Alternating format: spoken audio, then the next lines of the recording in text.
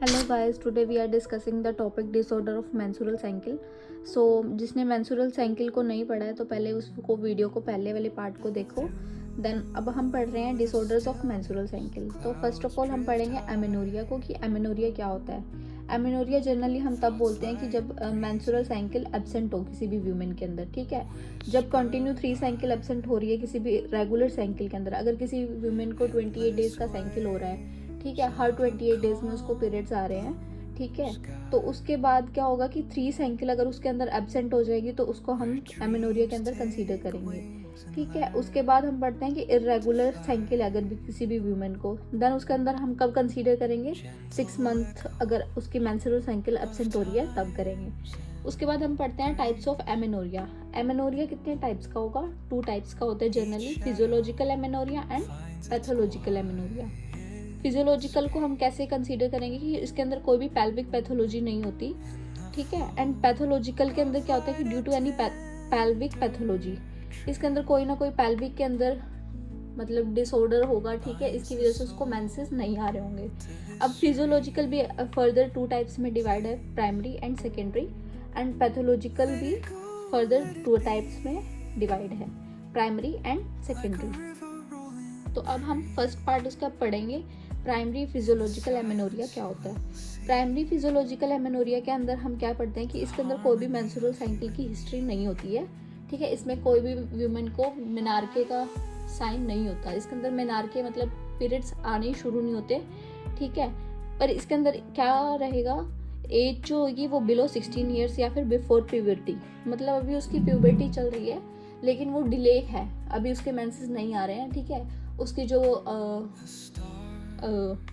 Breast encouragement है वो, ठीक है, वो 8 ईयर्स पे हो गई है, लेकिन फिर भी उसको हम जनरली कंसीडर करते हैं कि after the breast enlargement 2 years के बाद मेंसेस आने शुरू हो जाते हैं किसी भी गर्ल को। ठीक है, बट इस टाइम क्या होता है प्राइमरी फिजियोलॉजिकल एमेनोरिया के अंदर 2 ईयर्स का गैप ना होके इसको फर्दर मतलब 4 से 5 साल तक फिर भी उसको मेंसेस नहीं आते। ठीक है, बट इसके अंदर कंडीशन क्या रहती है कि इसके अंदर कोई भी पैल्विक पैथोलॉजिकल प्रेजेंट नहीं होता। देन उसके बाद हम पढ़ते हैं सेकेंडरी फिजियोलॉजिकल एमेनोरिया। ठीक है, सेकेंडरी फिजियोलॉजिकल एमेनोरिया के अंदर क्या है कि history of first menstrual cycle present but now menstrual cycle is absent. इसके अंदर क्या है कि वुमेन को मेनार्केस शुरू हो जाता है। ठीक है, इसको मेंसेस पहले तो आ रहे होते हैं लेकिन एट प्रेजेंट टाइम क्या है कि उसका जो मेंसेस है वो एब्सेंट होते हैं। ये मतलब ड्यू टू किस कारण होते हैं, अगर कोई भी कंडीशन मतलब जैसे कि अगर वुमेन प्रेग्नेंट है, ठीक है, लैक्टेशन पीरियड के अंदर है या फिर मेनोपॉज है, इन 3 रीजंस के कारण मतलब अगर किसी के मेंसेस स्टॉप हो रहे हैं तो उसको हम किस में कंसीडर करेंगे, सेकेंडरी फिजियोलॉजिकल एमेनोरिया के अंदर। ठीक है, अब हम सेकेंड पार्ट पढ़ते हैं इसका पैथोलॉजिकल का। पैथोलॉजिकल का फर्दर 2 टाइप्स जैसे कि मैंने आपको बताया, प्राइमरी एंड सेकेंडरी। तो फर्स्ट हम प्राइमरी पैथोलॉजिकल एमेनोरिया पढ़ेंगे। ठीक है, प्राइमरी पैथोलॉजिकल एमेनोरिया किसको कहेंगे, इसके अंदर क्या है कि no history of menarche, first menstrual cycle क्या होगी इसके अंदर नहीं होगी। ठीक है, प्राइमरी में जैसे मैंने आपको पहले भी बताया कि जो भी प्राइमरी रीजन होगा उसके अंदर हिस्ट्री जो मेंस्ट्रुअल साइकिल की है वो एब्सेंट ही रहेगी।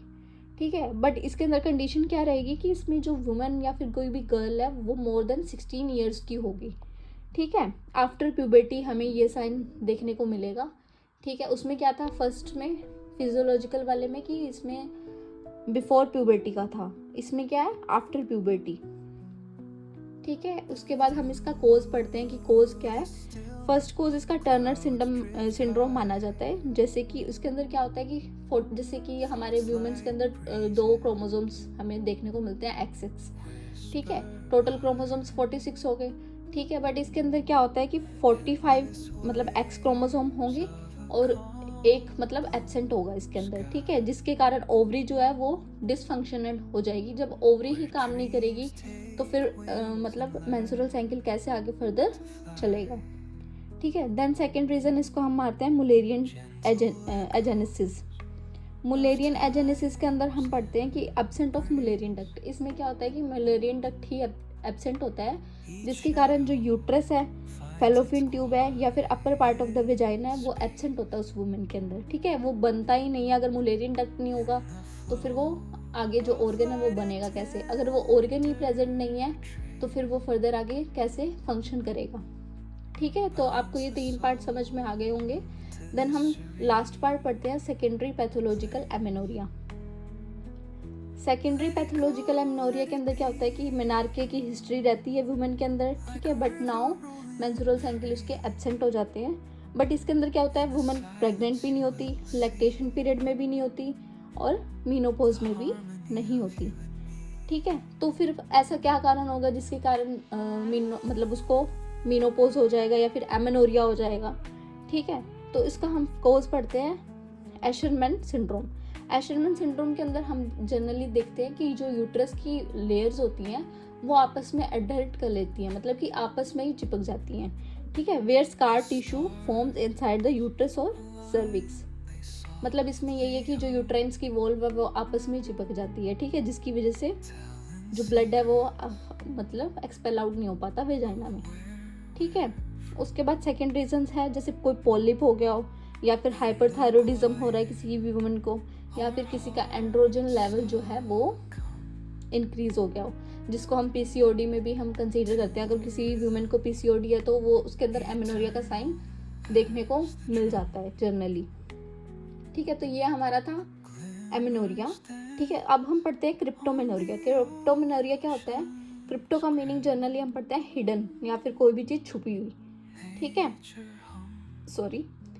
In cryptomenorrhea, shedding of functional layer of endometrium, the blood collected inside the uterus and vaginal canal, not expelled through the vagina. इसके अंदर क्या है कि क्रिप्टोमेनोरिया के अंदर एंडोमेट्रियम लेयर शेडिंग तो होती है, बट लेकिन जो ब्लड है वो यूट्रस से और जो वेजाइनल कैनाल है उससे एक्सपेल आउट नहीं हो पाता थ्रू द वेजाइना। वो क्या है, अंदर ही कलेक्ट होता रहता है ब्लड, ठीक है, क्योंकि इसके अंदर जो हाइमन लेयर होती है वो मतलब पूरी कवर्ड होती है। इसका मोस्ट कॉमन कोज ही ये माना जाता है कि इनपरफोरेट हाइमन। इनपरफोरेट हाइमन का मतलब क्या है कि hymen layer completely cover the vaginal opening, ठीक है। जो हाइमन लेयर है वो कंप्लीटली कवर कर लेती है वेजाइनल की ओपनिंग को।